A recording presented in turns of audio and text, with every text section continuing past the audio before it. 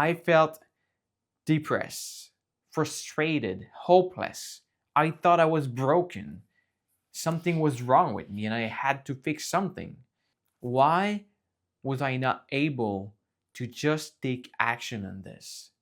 When I was in my 20s, I have been trying to get started on projects and businesses for a very long time, but I couldn't. I spent so many time and so many years reading hundreds and hundreds of books, psychology book, human behavior book, productivity book, business book, trying to understand the underlying problem that was holding me back, the resistance that was presenting itself whenever I wanted to take any form of action. But despite the fact that I've read all of these things, all it was doing is making it worse. And even if I was understanding all my mental pattern and my childhood pattern, nothing was actually working. And at some point, I was just ready to give up and just enjoy my life for a while. And surprisingly, this is when things started to click. You see, when you acquire a lot of information and you don't give your brain and body any time to process this information, you can get into something we call cognitive overload. You don't give any moment for your brain to process all the amount of information you have. Imagine if someone would take a big pile of papers, put that on your desk, and before you even get finished with this pile, he brings another one and another one. You can easily feel overwhelmed, and that can lead you to a point where you're burning out and you just want to quit. I just had spent 7 years trying to understand the complex problem of finally getting started and barely getting somewhere. But there's one question I asked myself that really made everything different. Do I want to live the same 7 years I just lived in the next 7 year in the future? I could not imagine myself 7 years later just to be at the same place. So if you recognize yourself in this, pay attention for the rest of this video because what I'm about to share with you might help you. What it did to me is it allowed me to start 3 different businesses in the last 7 years. So I decided to take some action. Still struggling, still facing difficulties and challenges. And this is the thing. We try to not feel these emotions and we try to push them away. But what happens when you do this is you resist something that is perfectly normal and natural. Human being, we have emotions. And so whenever you try to resist these emotions, it's because you don't accept something or you don't want to feel something. But there's no world in which you can live where everything is easy. You want to start something new. You want to start a business. You want to start painting. You want to start a project. And maybe you have absolutely no knowledge about what you want to start. And you hope for that thing to be easy. But if you truly want to do something that matters to you, something meaningful, something you've dreamt about for years, it will be difficult. Now, don't get me wrong, there's some ways I'm going to show you how to make it less painful or less difficult. So before I dive into how to finally get unstuck with this, I must talk quickly about habits. Why is it we can actually brush our teeth without even having to think about it? If you've been driving for years, it's something that is pretty easy.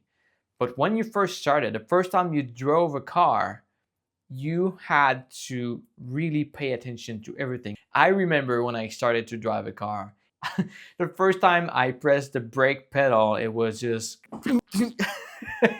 it was so funny. But back then I was not laughing. I was like, what the hell's going on? And what happened when you build a habit is you literally build connection in your brain. We call these neural pathway. Literally, like there's some connection that are going from the point A to point B, and these connections are being created as you do the thing. And that's what I want to talk about. If you read stuff and you watch YouTube tutorial about what you want to do, yes, you can learn a few things and you can have the theory and you can have one segment of the connection, but you still need the other one, which is in the doing. And so that is not happening overnight. And making a neural pathway, making these connections is literally demanding energy. And depending on the size of what you want to accomplish, it can be much more demanding than other things. For example, if you want to become a painter who's really good at ultra realistic painting, portrait painting, for example, but let's say you have absolutely no knowledge about this at all.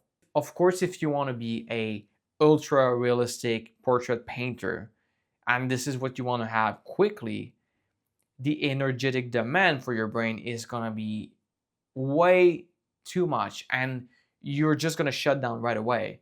You go watch all the tutorials on YouTube, you read a lot of different books, and you think you have it. And yes, you kind of understand it in theory, but when it comes to practice, it doesn't work out and you crash right away. So making connection, which is what you want to do if you want to be able to absorb, if you want to be able to learn something new, to do something new, you want to create these connection, and this is going to take some time. It's going to take some repetition. If you always aim for something too big, the energetic demand is just going to be too much. Now, fortunately, there's a way to avoid burnout, exhaustion, depression, and I call this minimum viable experiment. So what is that actually? It's something I came up with, which is pretty basic. You have this macro experiment that you want to do. So let's bring back this painting example. You want to be a portrait painter, but you have to know that you're starting from zero. You have no knowledge. The micro experiment is composed of a lot of different smaller micro experiments. And so to make it easier, and don't get me wrong, it's still going to be difficult because you're still going to be making connection in your brain.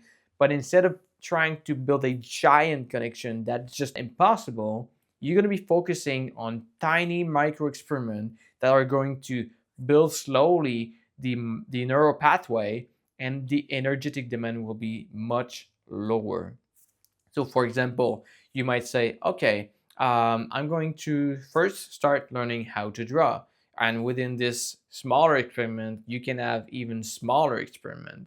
And then you could say, okay, I'm gonna go and inform myself about brushes. And then I'm gonna experiment with the colors to know how to mix colors. So by approaching these with micro experiments, smaller actions, you start building some connection in your brain and a foundation on which you can build to the macro experiment.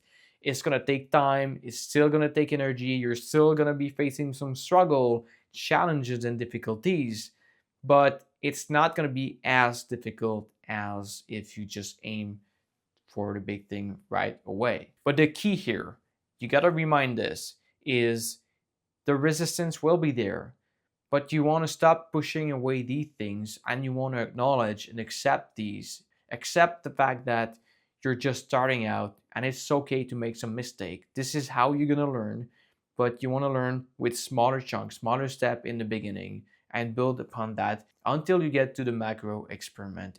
My name is PJ LeBlanc. This is my first official YouTube videos, and part of this experiment, for my great experiment, I challenged myself to make 100 videos. If you want to join me, I'm also challenging you on this 100 video journey. Maybe you want to start a YouTube channel, maybe you want to paint, maybe you want to start learning piano.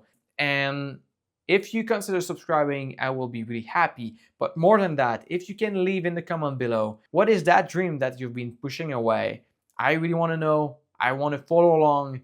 And until then, see you next time.